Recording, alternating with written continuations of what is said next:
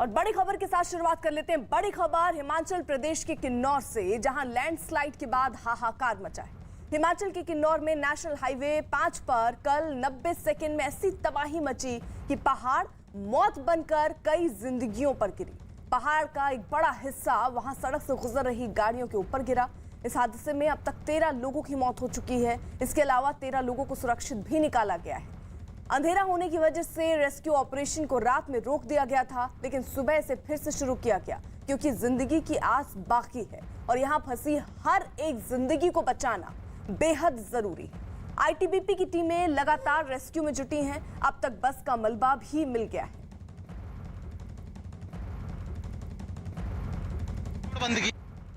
यहाँ पर हम पूरी मौके पर हैं। निगुलसरी, निचला निगुलसरी है। ये राष्ट्रीय उच्च मार्ग से करीब 500 मीटर नीचे गहरी खाई में हम लोग हैं। इस वक्त हम चाहेंगे कि पीछे का दृश्य भी आपको दिखाया जाए। आईटीबीपी, हिमाचल पुलिस, एनडीआरएफ की टीम मौके पर रेस्क्यू कर रहे हैं।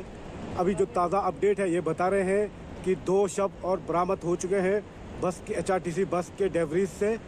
तो इसको निकालने के लिए, इन शवों को निकालने के लिए आईटीबीपी व एनडीआरएफ पुलिस ने एक रस्सी का रोपवे टाइप बनाया हुआ है।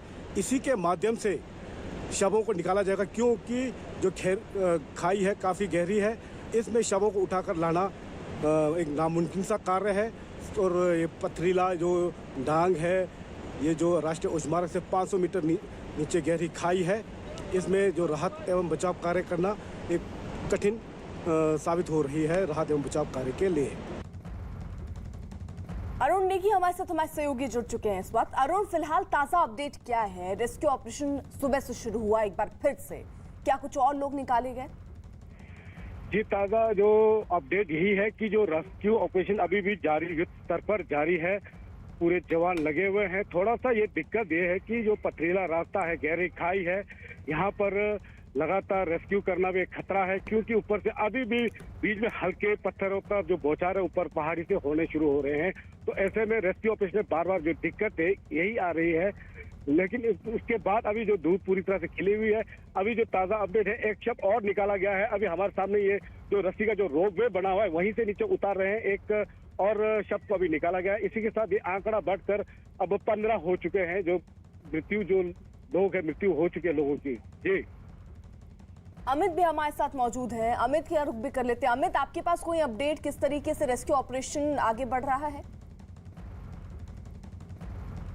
देखिए, अभी तक जैसा हमारे सहयोगी बता रहे थे 15 शवों को निकाला जा चुका है और अब यही कोशिश है कि जल्दी से जल्दी उस बस के का बाकी का जो मलबा है उसका पता लगाया जा सके, क्योंकि रास्ता बहुत पथरीला है जहां पर वो बस का मलबा गिरा है, जहां पर लोग वहां पे हैं। तो ये अभी बचाव और राहत कार्य की जो एजेंसियां हैं वो असर्टेन करने में, वो पता लगाने में जुटी हैं आखिरकार कितने लोग बस में सवार थे, क्या मलबा उसका फैला है और किस तरीके से और अंदर की रास्तों में रोपवे के जरिए पहुंचा जा सके। बेहद विशेषज्ञों की टीम, बहुत ज़्यादा विशेषज्ञों की टीम है उस पूरे के बचाव काम में लगी हुई है। इसमें एनडीआरएफ है, आईटीबीपी है, एसडीआरएफ है, स्थानीय प्रशासन है और रात भर भी ऐसा नहीं कि पूरी तरीके से बचाव ऑपरेशन का काम रुका था। रात भर भी यह चलता रहा, लेकिन लाइट की मदद से जितना दिन में तेजी से चलना चाहिए उतना तेजी से नहीं चला। तो एक विस्तृत यहाँ पर योजना बनाई गई है और हम ये उम्मीद कर सकते हैं कि आने वाले कुछ घंटों में ज़्यादा से ज़्यादा मलबा जो है वो हटाया जा सकेगा और जो भी नुकसान है उसको ज़्यादा से ज़्यादा कम किया जा सकेगा। अरुण भी हमारे साथ मौजूद हैं। अरुण, देखिए, खासी दिक्कतों का सामना करना पड़ रहा था क्योंकि कल से ही रेस्क्यू ऑपरेशन शुरू हो गया था। अभी फिलहाल स्थिति क्या है? क्या पत्थर का हिस्सा अभी भी टूटकर बार बार उस मलबे के ऊपर गिर रहा है जिसकी वजह से रेस्क्यू ऑपरेशन करने में दिक्कतें हो रही हैं? जो अभी मौके पर जो हम हैं वहाँ पे अभी भी हल्का जो पत्थर है वो गिर रहे हैं, चाहे वो हवा के सहारे हो, चाहे जो पिछले कल जो पहाड़ टूटने से जो हल्का फुल्का जो कहीं बचा हुआ वो हल्का फुल्का गिर रहे हैं। तो उससे कहीं बीच बीच में हल्का फुल्का 5 मिनट 10 मिनट के लिए रेस्क्यू ऑपरेशन को स्थगित कर रहे हैं। लेकिन उसके बावजूद जवान फिर भी लगे हुए हैं कि जो मलबे में से कोई जिंदा आदमी को निकाल पाए। यही कोशिश राहत एवं बचाव कार्य में जुटे जवानों की यहाँ चल रही है। जी, तो फिलहाल आपको बता दें 13 लोगों की मौत की पुष्टि इस वक्त हो चुकी है। तो हम किस तरीके की तस्वीरें थी, क्या हालात थे, वो भी हम आपको दिखा रहे थे। 3 तस्वीरें जरा देखिए। पहाड़ का एक हिस्सा जो है वो किस तरीके से हाईवे जहां से गाड़ियां गुजर रही थी वहां पर गिरता है। राहत और बचाव का काम युद्ध स्तर पर चल रहा है और बस का मलबा जरा देखिए वो भी मिला। हालांकि कल ही बस का कंडक्टर निकाल लिया गया था, ड्राइवर निकाल लिया गया था, लेकिन धीरे धीरे अब जैसे जैसे देर हो रही है वैसे वैसे खतरा उन जिंदगियों पर भी मंडरा रहा है। अमित। हाँ जी बिल्कुल, और 18 घंटे से ज़्यादा का वक्त बीत चुका है और बहुत ही खतरनाक ये हादसा था।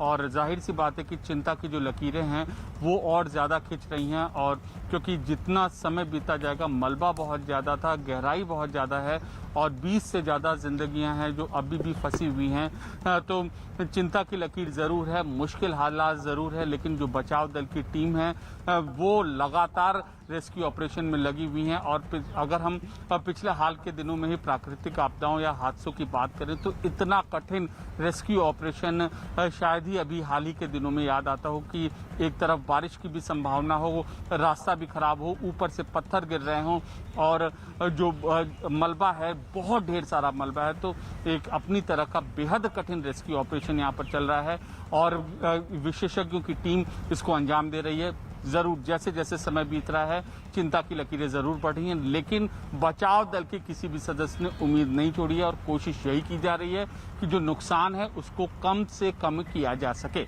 अमित रहिए आप जरा सा देखिए। हिमाचल के किन्नौर से अरुण नेगी और दिल्ली से हमारे साथ अमित पांडे लगातार मौजूद थे, जिन्होंने पल पल की अपडेट हम तक पहुंचाई कि फिलहाल रेस्क्यू ऑपरेशन किस तरीके से चल रहा है। आसमान से बरसी आफत ने पहाड़ से लेकर मैदानी इलाकों तक लोगों को मुसीबत में डाल दिया है। उत्तराखंड, मध्य प्रदेश, राजस्थान, बिहार और उत्तर प्रदेश समेत ये कई राज्य हैं जहां बारिश लोगों के लिए मुसीबत का सबब बन रही है। कहीं जमीन खिसकने से मुसीबतें आ गई हैं तो कहीं बाढ़ जैसे हालात बन गए। हम आपको जरा ये 6 तस्वीरें दिखा रहे हैं। उत्तर प्रदेश के प्रयागराज में हालात ये हैं कि गलियों में नाव चल रही है। वाराणसी, बलिया, गाजीपुर में हर तरफ पानी ही पानी नजर आता है। ज्यादातर जगहों पर सड़कें दरिया बन गई।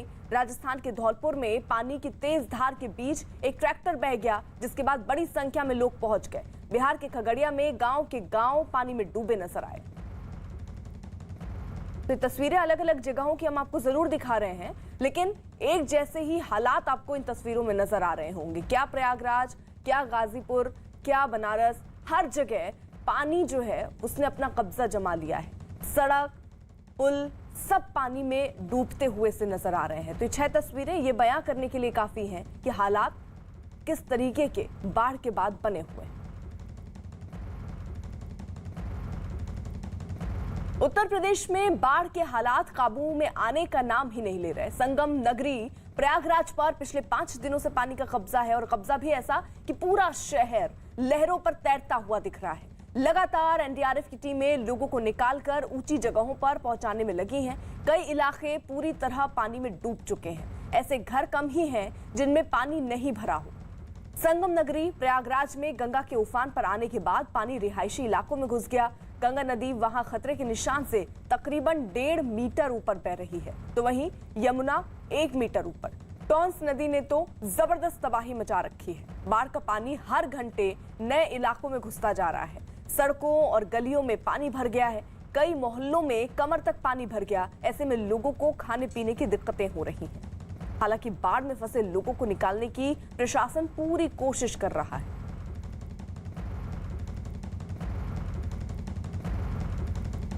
तो कुछ तस्वीरें ऐसी हैं, जिंदगियां फंसी हुई हैं, लोग अब इसी पानी के बीच में रहने को मजबूर हैं। कई जगहों पर बारिश लगातार अभी भी हो रही है, जिसकी वजह से खतरा तो ये है कि पानी का जो स्तर है वो आने वाले दिनों में बढ़ सकता है और इस खौफ के साए में लोग फिलहाल जीने को मजबूर हैं। प्रशासन अपने तरीके से कोशिश जरूर कर रही है कि जो लोग पानी के बीच में फंसे हैं उन्हें जल्द से जल्द निकालकर सुरक्षित जगहों पर पहुंचाया जाए, लेकिन उम्मीद तो लोग ये भी कर रहे हैं कि बारिश कम हो जाए ताकि पानी का स्तर थोड़ा कम हो। बहुत ही बेकार तरीके का पानी आ रहा है, मतलब उसको आप पी नहीं सकते हैं। और दूसरी चीज़ ये है कि उसको इवन यूज़ भी करने में बहुत ही दिक्कत हो रही है। मुझे लग रहा है कि ऑलरेडी इन्फेक्टेड हो गया है पानी जो घर में आ रहा है। उसके अलावा बिजली का भी कनेक्शन अब इन्होंने काट दिया है, तो बिजली भी नहीं मिल रही है। तो दूसरी बिजली की समस्या है, तीसरी हम लोगों को जाना पड़ रहा है तो पानी में डूब उसमें करके जाना पड़ रहा है, आने जाने में सामान वगैरह की भी समस्या हो रही है। ऊपर से पानी जब अंदर घुस रहा है तो कुछ बीमारियों भी होने के वो चांसेस हैं। कुछ खास सहयोगी इस वक्त जुड़ चुके हैं, अलग अलग जगहों पर वो मौजूद हैं जहां से वो तस्वीरें दिखा पाएंगे कि बाढ़ के हालात अलग अलग जगहों पर क्या हैं। पटना से रवि एस नारायण हमारे साथ हमारे सहयोगी जुड़ चुके हैं, प्रयागराज से सर्वेश दुबे हमारे साथ हैं, हमीरपुर से उमा शंकर मिश्रा जुड़ चुके हैं और भदोही से दिनेश पटेल हमारे साथ हैं। जल्दी से पहले प्रयागराज का रुख कर लेते हैं। सर्वेश, जरा तस्वीरों में दिखा दीजिए किस तरीके की स्थितियां, किस तरीके के हालात बने हुए हैं। जी, निश्चित तौर पर इस वक्त हम मौजूद हैं बख्शीबाद पर, ये दारागंज इलाके में है और आप यहाँ देख सकते हैं कि यहाँ पर किस तरह का नज़ारा है। यहाँ पर नाव चल रही है, जहाँ पर ये नाव चल रही है ये सड़क हुआ करती थी, ये बख्शीबाद से नागबासुकी होते हुए संगम तक जाने वाली सड़क है और यहाँ पर अब नाव चल रही है। और पिछले 2 दिनों की बात अगर हम करें, लगातार जब बारिश हो रही है तो यहाँ पर बाढ़ का पानी बढ़ा है और वो सामने के जो मकान दिख रहे हैं अब उनके मकान में एक मंजिल पूरी तरह से डूब गई है और वहाँ पर पूरा पानी भरा हुआ है। लोगों को काफ़ी मुश्किलें हो रही हैं, खास तौर पर जो लोग इन इलाकों में रहते हैं, जो नौकरी पेशा लोग हैं, वो नौकरी जाने के लिए या कामकाज के लिए वो नाव का सहारा ले रहे हैं। नाव के सहारे ही वो यहाँ से आगे जाते हैं। तो इस तरह से आप देख सकते हैं कि यहाँ पर किस तरह से यहाँ पर पूरा सैलाब आ रखा है, एक तरह से कह सकते हैं। चारों तरफ पानी ही पानी दिख रहा है और यहाँ पर जो बचाव राहत कार्य है उसके लिए एसडीआरएफ, पीएससी की फ्लड कंपनी और एनडीआरएफ को लगाया गया है। एनडीआरएफ की टीमों के साथ कमिश्नर और डीएम भी अभी सलोरी और छोटा बघाड़ा इस इलाके के दौरे पर गए हैं और आज जो डिप्टी सीएम केशव प्रसाद मौर्य का कार्यक्रम है वो भी बाढ़ग्रस्त इलाकों का हवाई सर्वे करने वाले हैं। इसके साथ साथ जो कैबिनेट मंत्री और राज्य सरकार के प्रवक्ता सिद्धार्थ नाथ सिंह है वो भी आज यहाँ पर मौजूद रहेंगे और वो भी अपने तमाम बाढ़ग्रस्त क्षेत्रों का दौरा करेंगे और लगभग 2:10 पर सर्किट हाउस में डिप्टी ठीक है, सीएम आप रहिए जरा साथ में। देखिए उत्तर प्रदेश के भदोही की तस्वीर भी जरा दिखाएं। वहां भी नदियों का पानी जो है वो शहर में दाखिल हो चुका है, पूरा शहर पानी में डूबा दिखने लगा। सड़कों से लेकर घरों और दुकानों तक पानी पहुंच गया। ज्यादा परेशानी इसलिए है क्योंकि बारिश भी थमने का नाम नहीं ले रही, जिसका मतलब साफ है कि पानी का स्तर अभी और बढ़ने वाला है।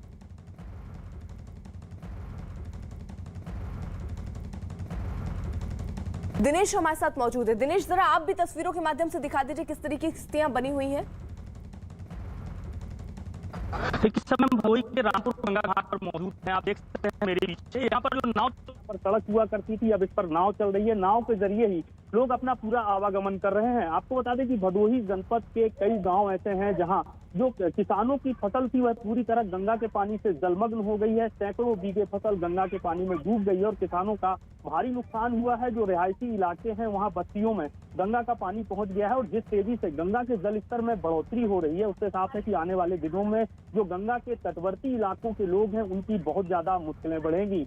बाढ़ राहत कैंप बनाए गए हैं जहां लोगों को वहां भेजा जा रहा है और प्रशासन का कहना है कि जो जरूरती सामग्री है, जो जरूरत का सामान है, लोगों को वो मुहैया कराया जा रहा है। जी रहिए आप जरा साथ। वहीं देखिए बिहार के जरा हालात दिखाएं। बिहार के कई जिले ऐसे हैं जहां बीते 2-3 दिनों से हो रही बारिश के कारण नदियां फिर उफान पर हैं और कई जगह खतरे के निशान से ऊपर बह रही हैं। गंडक, बूढ़ी गंडक, बाया, बागमती समेत पहाड़ी नदियों का कहर भी बरप रहा है। कई जगहों पर गंगा खतरे के निशान को पार कर चुकी है। पटना में गंगा नदी का जलस्तर बढ़ने से कई इलाके पूरी तरह पानी में डूब गए, जबकि शहर के आसपास भी बाढ़ का खतरा अब बढ़ गया है। प्रशासन ने नदी के किनारे वाले इलाकों में रह रहे लोगों को सुरक्षित जगहों पर जाने की अपील की।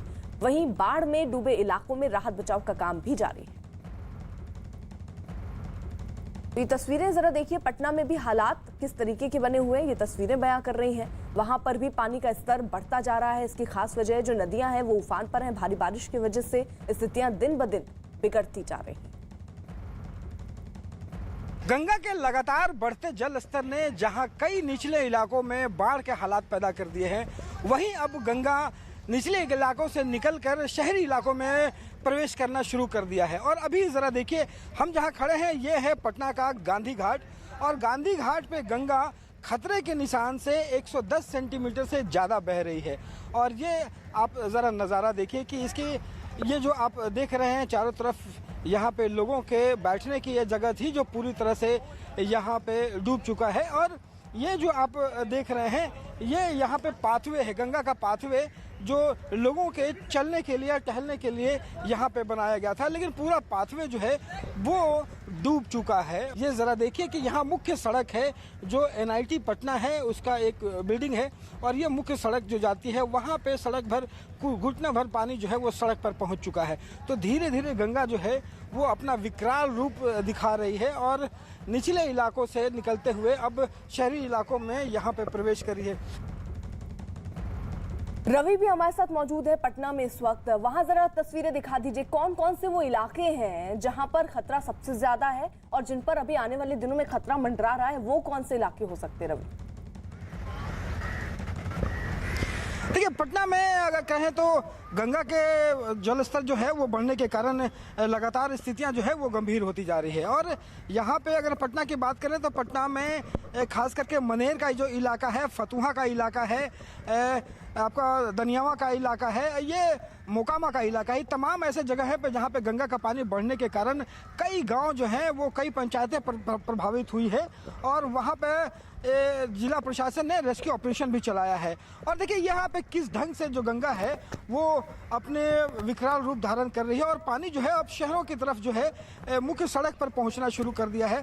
और सबसे बड़ी बात है कि देखिए कल यहाँ पे मुख्यमंत्री नीतीश कुमार जो है वो यहाँ पे आए और आकर के मुआयना किया, जायजा लिया और एक बात को बताया कि जहाँ पे भी पानी अगर अंदर प्रवेश कर रहा है तो आप सुरक्षा बांध जो दीवार बनी हुई है उसे मजबूत करें। और यही कारण है कि आप देख पा रहे हैं कि वहाँ बोरी ला करके और पूरे पटना के घाटों के किनारे जहाँ से शहर में प्रवेश कर रहा है पानी, वहाँ पे बोरियां लगाई जा रही हैं और सुरक्षा दीवार जो है वो मजबूत किए जा रहे हैं। जिला प्रशासन ने लोगों से सतर्क रहने को कहा है और अधिकारियों को अलर्ट किया है कि जहाँ पे भी अगर सुरक्षा बांध है उसको लगातार मॉनिटरिंग करते रहें और जहाँ से भी अगर थोड़ी लीकेज की संभावना है फौरन उस पर कार्रवाई होनी चाहिए और जो लोग प्रभावित हुए हैं उसे रेस्क्यू करके बाहर निकालने की भी व्यवस्था शुरू हो रही है। खास करके बताया ये जा रहा है कि मौसम विभाग के अनुसार कि अभी 2 दिन से 3 दिन तक यहाँ पे 72 घंटे तक बारिश तेज होगी, जिससे गंगा का जो जलस्तर है और ज्यादा खतरनाक रूप ले सकता है। जी ठीक, आप रहिए जरा साथ। वहीं देखिए अलग अलग जगहों की तस्वीरें हम आपको दिखा रहे हैं। यूपी के गाजीपुर की भी जरा तस्वीर दिखाएं, वहां गंगा अपने पूरे उफान पर है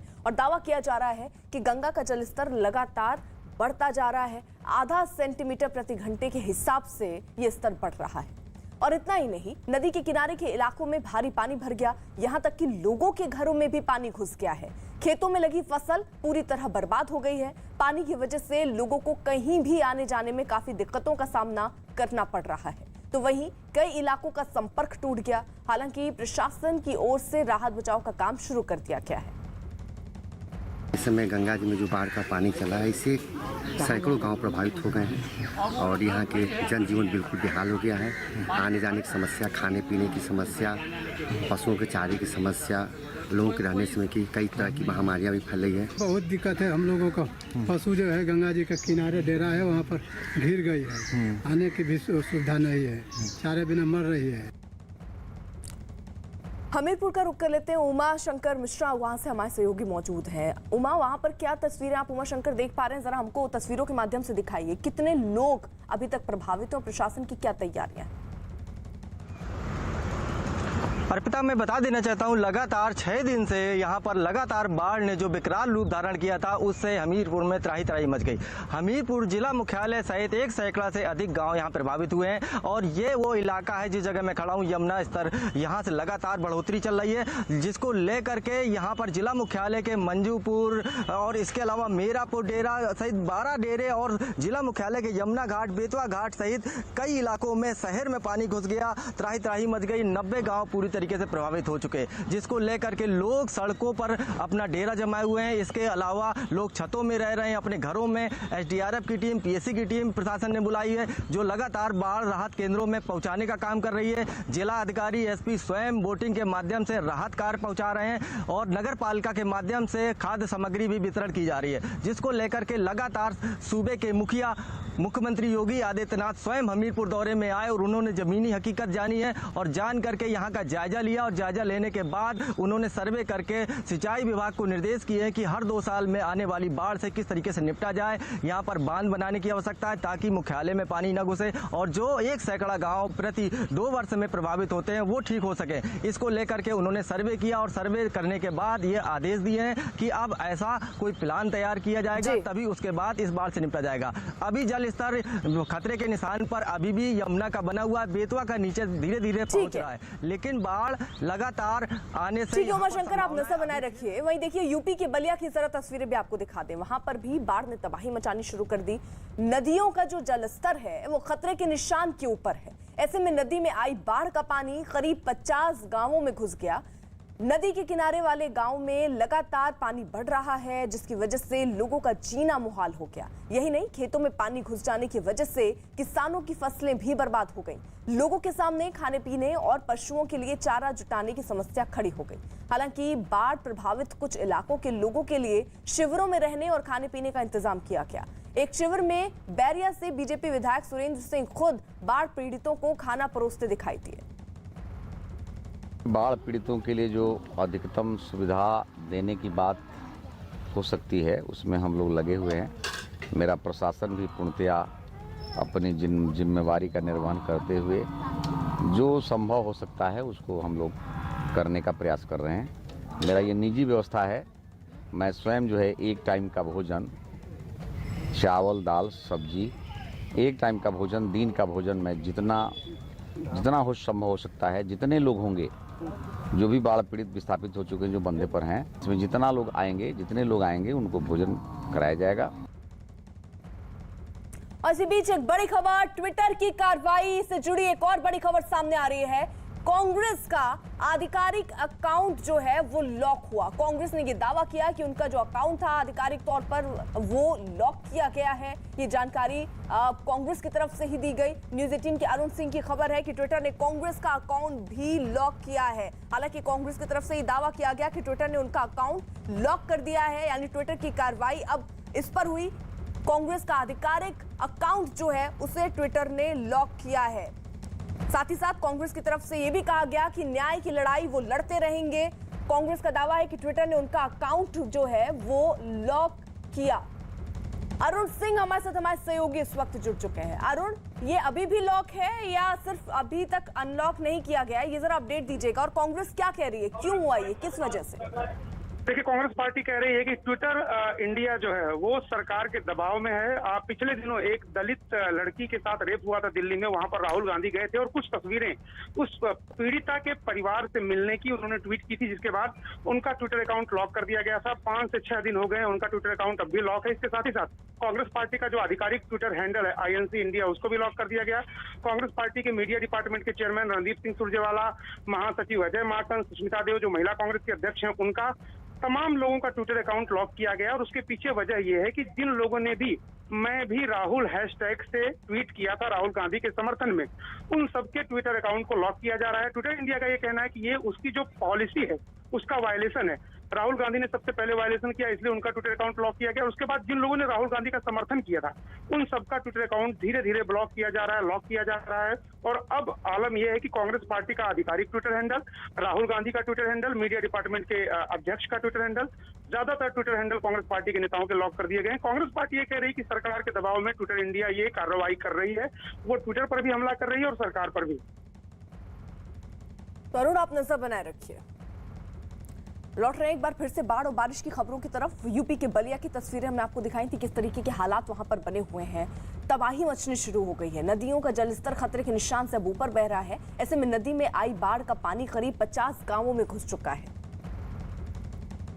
हमारे पास सामग्री की कोई कमी नहीं है और हर स्थानों पे हम लोगों ने स्ट्रीट लाइट की जहाँ पे सेंसिटिव पॉइंट है, जैसे रामगढ़ गंगापुर है, वहाँ पे लगाए हुए हैं और 24 घंटे निगरानी कर रहे हैं। बाकी जितने हमारे क्लास 4 स्टाफ हैं वो भी सतर्क हैं और उससे जो है डे टू डे हमको वॉचफुल है, सूचनाएं मिलती रहती हैं। तो ऐसी कोई स्थिति नहीं है यहाँ पे कि जिससे हम किसी भी तरह से चिंतित हों। वहीं वाराणसी में गंगा गुस्से में है और घाटों से निकल रहे काशी की गलियों तक पहुंच रही है। काशी में गंगा और वरुणा के रौद्र रूप ने लोगों के घर तबाह कर दिए। शहर के अहम रास्तों पर आखिरी बार गंगा नदी 8 साल पहले पहुंची थी। रिहायशी इलाकों में पानी भरने से लोग घर छोड़कर जाने को मजबूर हो गए। बीते 2 दिनों से काशी के अलग अलग मोहल्लों से पलायन जारी है और आने वाले दिनों में गंगा का जलस्तर और बढ़ने की आशंका है, जिससे लोग डरे हुए हैं। तो 2 तस्वीरें हम आपको दिखा रहे हैं किस तरीके के हालात बने हुए हैं अब सड़कों तक, लोगों के घरों तक गंगा का पानी पहुंच रहा है और ऐसे में बहुत सारे ऐसे लोग हैं जो अपने आशियाने, अपने घर, अपने मकान को छोड़कर सुरक्षित ठिकानों की तरफ जा रहे हैं। दिनेश पटेल हमारे साथ, हमारे सहयोगी मौजूद हैं। दिनेश, यानी जिस तरीके के हालात हम देख रहे हैं, तकरीबन हर जगह बाढ़ से लोग जूझ रहे हैं। आप जहां पर हैं वहां पर हालात क्या हैं, जरा बताइए, और लोगों को कितनी परेशानियां हो रही हैं? इधर गंगा के पानी से डूब गए हैं, ऐसे में प्रशासन उनको जो है सुरक्षित स्थानों पर ले जा रहा है। बाढ़ राहत कैंप बनाए गए हैं, वहां पर उनको रखा जा रहा है। आपको बता दें कि पूरे जनपद में जो है लगभग 45 गांव ऐसे हैं जो गंगा के तटवर्ती इलाकों में आते हैं और यहाँ पर गंगा उपजाऊ जमीन का बड़े पैमाने पर कटान कर रही है। और जो किसानों के खेत हैं गंगा के तटवर्ती इलाकों में, वहाँ बाढ़ का पानी भर गया है। किसानों का बड़े पैमाने पर नुकसान हुआ है। जो खेत हैं वह पूरी तरह जलमग्न हो गए हैं। आपको बता दें कि बिल्कुल खतरे के निशान के करीब इस समय भदोही में गंगा बह रही है और अगर थोड़ा सा भी जल स्तर अब बढ़ा तो बड़ी आबादी गंगा के पानी से प्रभावित होगी। हालांकि प्रशासन का दावा है कि उनकी तैयारियां पूरी हैं। जितनी बाढ़ राहत चौकियां बनाई गई हैं वह पूरी अलर्ट पर हैं। तमाम कर्मचारी और अधिकारी लगाए गए हैं। जिलाधिकारी ने खुद रामपुर घाट का मुआयना किया था और उन्होंने जरूरी दिशा निर्देश संबंधित कर्मचारियों को दिए थे। लेकिन अब जिस तेजी से गंगा का जल स्तर बढ़ रहा है, अगर आगे भी इसी तेजी से बढ़ा तो बड़ी आबादी गंगा के पानी से प्रभावित होगी भदोही में। जी आप रहिए जरा साथ। वहीं बिहार के समस्तीपुर में भी बाढ़ के बीच चौंका देने वाली कुछ तस्वीरें आई सामने। वहां बाढ़ की वजह से कई इलाके पूरी तरह पानी में डूब गए। कुछ लोग अपनी जान जोखिम में डालकर पानी के तेज बहाव को पार करते दिखे। इस बीच वहां एक लड़का अपनी साइकिल के साथ नाले को पार करने के लिए निकल पड़ा, लेकिन पानी का बहाव इतना तेज था कि कुछ दूर जाने के बाद वो खुद को संभाल नहीं पाया और साइकिल के साथ पानी में ही बह गया। नाले के किनारे खड़े कुछ लोगों की नजर उस पर पड़ी, जिसके बाद वो दौड़कर उसके पास पहुंचे और काफी कोशिश के बाद उस लड़के को बचा लिया। इलाके से एक और तस्वीर सामने आई जिसमें एक आमदी बाइक के साथ पानी के तेज बहाव को पार करता नजर आया, लेकिन कुछ दूर जाने के बाद ही वो लड़खड़ा गया और बाइक पानी के तेज बहाव में बह गई। अच्छी बात यह है कि वो आदमी रस्सी के सहारे किसी तरह सुरक्षित किनारे तक पहुंच गया। तो ये दो तस्वीरें हम आपको दिखा रहे हैं जहां पर पानी का बहाव तेज होने की वजह से, क्योंकि ये पानी जो है वो सड़कों, पुलों पर आ चुका है, जिसकी वजह से रास्ता पार करना हो तो ऐसे ही जोखिम उठाने पड़ते हैं लोगों को। और उसके बाद कुछ हादसे की तस्वीरें भी सामने आती हैं जो ये दो तस्वीरें बयां कर रही हैं। कई बार लोग साइकिल, मोटरसाइकिल या पैदल ही इस रास्ते को पार करने की कोशिश करते हैं, लेकिन पानी के तेज बहाव में संतुलन बिगड़ता है और उसके बाद हादसा हो जाता है। गंगा नदी लगातार उफान पे है और इस वक्त में बिंदगामा और जौनापुर को जोड़ने वाली सड़क की हालात को हम दिखाना चाहेंगे। सड़क पर काफ़ी तेज धारा चल रही है। यहाँ पर धारा इतनी तेज है कि लोगों को आने जाने में भी परेशानियों का सामना करना पड़ रहा है। और ये तस्वीर देखिए, जो इलाके में खेती का काम किया जाता था, पूरी तरह सब कुछ, पूरा फसल बर्बाद हो चुका है। और हम धारा की बात कर रहे थे कि किस तरह से कितनी तेज धारा है। तस्वीरों में हम अब देखिए, ये तस्वीर कितनी जोखिम भरी तस्वीर है। ये साइकिल से लोग पार कर रहे थे और इस दौरान ये हादसा हुआ है और ये काफ़ी अपने आप में दुखद तस्वीर है। लोग किस तरह से जान जोखिम में डाल करके यहाँ पर जा रहे हैं। वही बिहार के खगड़िया में गंगा नदी खतरे के निशान से लगातार ऊपर बह रही है। खगड़िया में जमींदारी बांध टूटने के कारण आसपास के इलाकों में बाढ़ का पानी फैल गया। कई इलाकों में बाढ़ ने ऐसा कोहराम मचाया कि लोगों को अपना घर छोड़कर जाने तक की नौबत आ गई। सड़कें तो सड़कें, लोगों के घरों में भी पानी भर गया और जो लोग अब भी वहां मौजूद हैं वो लगातार मुश्किलों का सामना कर रहे हैं। वहां के एक इलाके से जो तस्वीरें आई उनमें सड़कें पानी से लबालब भरी दिखी। बाढ़ की वजह से लोग अपना जरूरी सामान लेकर सुरक्षित जगहों पर जाने को मजबूर हो गए। तो ये तस्वीर हम बिहार की दिखा रहे हैं। कमर तक पानी पहुंच चुका है और खतरा तो इस बात का कि नदियां उफान पर हैं, लगातार बारिश हो रही है और पानी का स्तर जो है वो आने वाले कुछ दिनों में और बढ़ सकता है। वहीं राजस्थान के धौलपुर में पानी के तेज बहाव में पुल को पार करना दो लोगों को भारी पड़ गया। नदी में उनका ट्रैक्टर पलक झपकते ही ऐसा डूबा कि फिर उसे ढूंढ पाना मुश्किल हो गया। इसके लिए गोताखोरों की एक बड़ी टीम पार्वती नदी में तैनात की गई। बताया गया ट्रैक्टर में कुल 3 लोग सवार थे, जिनमें से एक की जान बच गई, लेकिन बाकी 2 लोगों का कोई पता नहीं चला। इस हादसे के बाद राहत बचाव काम में लोग लगे हुए हैं, घंटों उनकी तलाश कर रहे हैं, पर उन्हें अभी तक कोई कामयाबी हाथ नहीं लगी। घटना की जानकारी लगते ही वहां लोगों का हुजूम उमड़ पड़ा। लोग अब दहशत में भी हैं, इंतजार कर रहे हैं कि पानी का स्तर थोड़ा कम हो। लापता लोगों की तलाश के लिए पुलिस और अधिकारी की मौजूदगी में रेस्क्यू ऑपरेशन चलाया गया।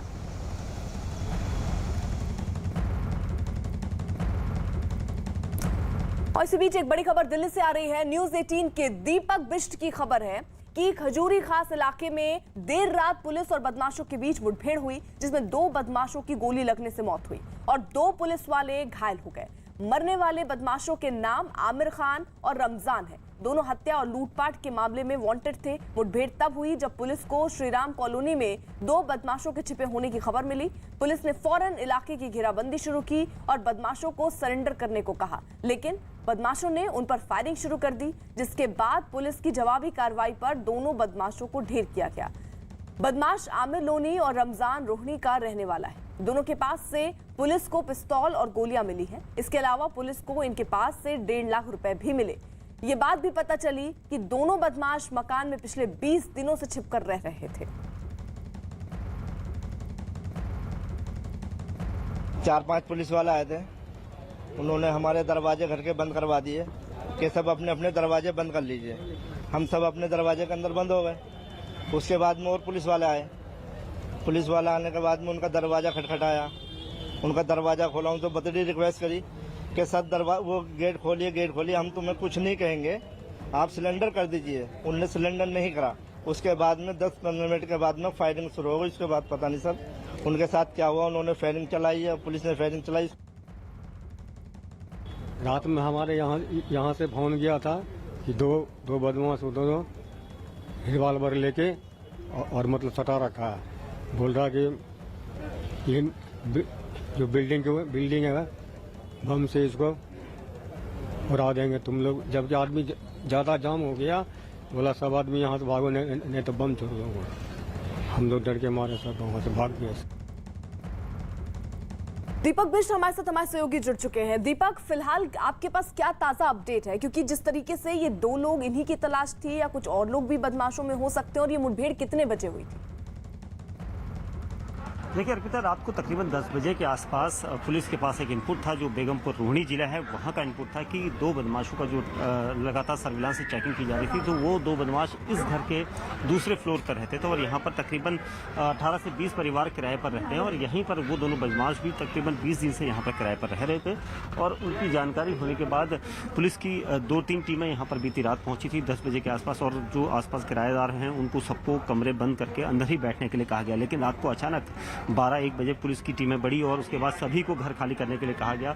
और जो चश्मदीद थे उनका ये कहना था कि पुलिस पार्टी लगातार दोनों बदमाशों को सरेंडर करने के लिए कह रही थी। उसके बाद भी यहाँ पर वो सरेंडर करने के लिए तैयार नहीं थे। उन्होंने अपनी कनपट्टी पर पिस्टल लगाया हुआ था और कह रहे थे कि वो खुद को गोली मार लेंगे, साथ ही जो आसपास रहने वाले लोग हैं उनको भी बम या बारूद से उड़ा देंगे। पुलिस को इस धमकी के बाद सभी को यहाँ पर से हटाना पड़ा। सब आसपास का इलाका पूरा खाली कराया गया और पूरे घर को खाली कराने के बाद पुलिस पार्टियां वहाँ पर समझाते रही, लेकिन दोनों समझे नहीं और पुलिस पार्टी पर फायर किया गया, जिसके बाद दोनों बदमाशों को पुलिस ने गोलियां मारी हैं क्योंकि उन्होंने पुलिस पार्टी पर फायर किया था। अब फिलहाल दोनों बदमाशों के जो पीछे की कहानी है ये बताया जा रहा है कि वो कई मामलों में वांटेड थे, चाहे वो हत्या या फिर लूटपाट के कई मामलों में वांटेड थे। जो आसपास के लोग हैं वो यहाँ पर जो लोग हैं वो ये कह रहे हैं कि वो जानते नहीं थे क्योंकि 20 दिन से यहाँ पर रहते थे और लगातार आते जाते रहते थे। सुबह निकल जाते थे, शाम को 7 बजे आते थे। ऐसा लगता था कि वो कहीं काम कर रहे हैं और यही वजह थी कि किसी को इस बारे में भनक नहीं लग पाई कि वो दोनों यहाँ पर बदमाश रहते थे। बहरहाल पुलिस अब पूरे मामले में जाँच कर रही है और आसपास जो इलाका है ये मैं दिखाना चाहूँगा। यहाँ पर जो लोग वो रहते थे वो यहाँ पर आपको दिखाई देगा। ये वो लोग हैं रात भर से यहाँ पर रह रहे हैं क्योंकि इस बिल्डिंग के अंदर के रहने वाले लोग हैं। इनसे हमने जब बात की थी तो इनका ये साफ कहना था कि रात का जो मंजर था वो बड़ा खतरनाक था क्योंकि अचानक पुलिस की टीम आई और उन्हें यहाँ से हटाया गया। अब ये सभी लोग इंतजार कर रहे हैं कि ताकि पुलिस पार्टी जो है यहाँ पर से निकले और वो अपने घर में वापस जाए। जी अर्पिता। फिलहाल दीपक बहुत बहुत शुक्रिया, नजर बनाए रखिएगा। एक छोटे से ब्रेक के लिए रुक रहे हैं, आप बने रहिए न्यूज़ 18 इंडिया के साथ।